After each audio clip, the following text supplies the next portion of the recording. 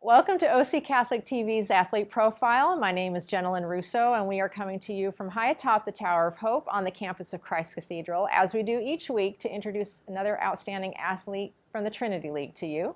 Today we have Arturo Molina here with us from Servite High School. He is a varsity soccer player for the Friars. So as a soccer player, tell us how you got your start in the sport. What got you interested in wanting to play? How old were you when you started? Well, I started playing soccer when I was about 6 years old. I think my dad signed me up for the local recreational league, and ever since then, I've just loved the sport. I've played it my entire life. I continue to play it, and I know that I'll be playing it in my future. If you could share with us the position or positions that you play specifically for the Friars and what you enjoy about those. Well, I play right back for the Friars in the defense, and I love playing the position because it allows me to get forward while simultaneously defending the goal. And it's a great experience to play that with my team. In looking ahead at your season, what are some goals that you have both for yourself as an individual player and then for your team as well? Well, as a team, every year we like to set our goal for defending the Trinity League Championship title that we've achieved in the past 3 years. And so that's no different this year. We have our mindset on that, and then furthermore, we have our mindset on a CIF title. Personally, I would like to make sure that there's no goals scored. That's a lofty goal, but I think with the right amount of determination, we can achieve it.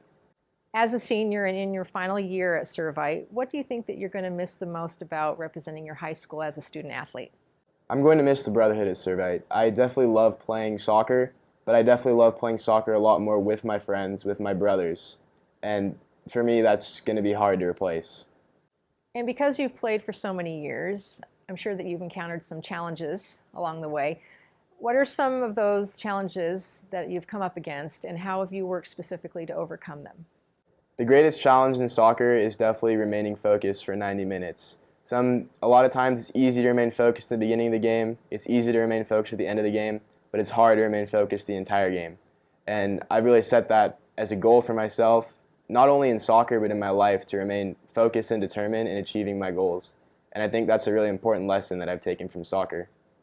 Expanding on that a little bit, what are some other life lessons from the game that soccer has taught you that you're able to take away? Well, soccer is really a team sport, and teamwork cannot be understated.